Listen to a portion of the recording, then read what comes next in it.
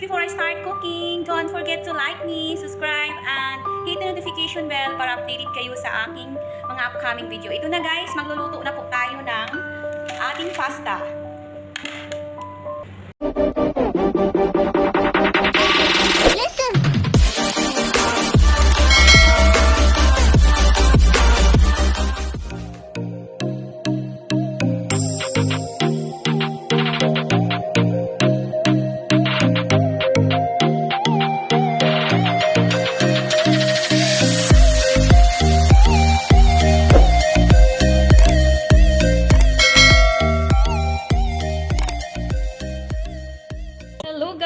Welcome back to my channel. On today's vlog, I'm going to cook and show you how to make a spaghetti with tuna. And this is my spaghetti. This is organic. Ito po yung brand niya, Chardon Bayou. This is organic po guys. At ito lang yung lulutuin natin because mag-isa naman akong kakain. So, nahiwa ko na yung onion, garlic, and this is the steam of the broccoli. Some they throw it this one, but for me, I don't throw it. Sinasama ko siya sa cooking ko. And this is my broccoli, my bell pepper, yellow, red, and the fresh parsley. And may isang chili dito. And this is my ingredients. Ito po yung sauce ko, garlic paste, rosemary, and basil, and thyme. Yan po ang ihalo ko mamaya sa spaghetti with tuna and broccoli. So, nagpainit na ako dito guys. Bago natin siya lulutuin, inantay ko muna lutuin ko siya in butter. Lutuin ko siya ng yan, butter na laglag. Sorry. Nalaglag ko siya in a low fire. Tapos, habang dito, nagpapabukal tayo ng tubig para sa ating spaghetti. Lagay ko na yung spaghetti ko guys. Hindi ko siya puputulin. Hahayaan ko siyang dulot. Pahinayin, padahan-dahan yan ko siya. This is organic spaghetti. Hindi ko siya kahinan natin kasi pabukal. I-leave natin siya habang i-mix natin yung ating sauce. Ayan guys, simulan, this is the butter. Naging melted na siya. Let's put the garlic. Lagyan natin yung garlic.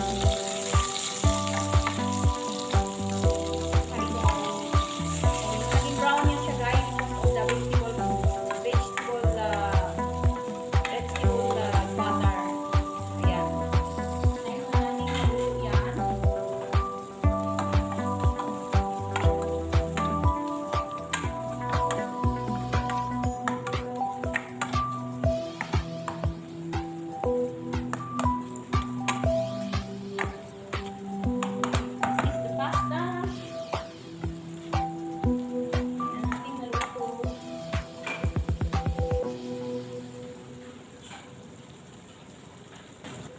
Lalagyan ko siya ng garlic paste. Okay lang.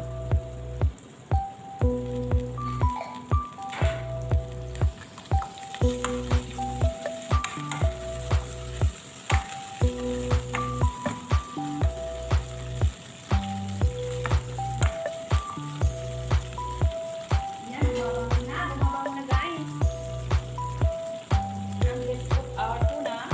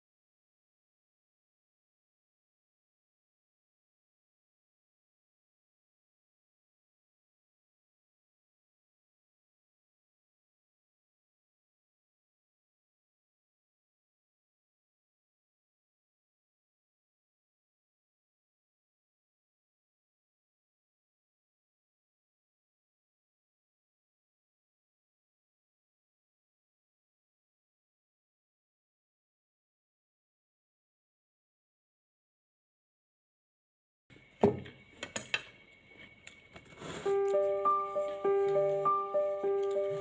out of time na ako guys, magpapaalam na po ako, and this is my version po ng spaghetti ko na hindi mapula.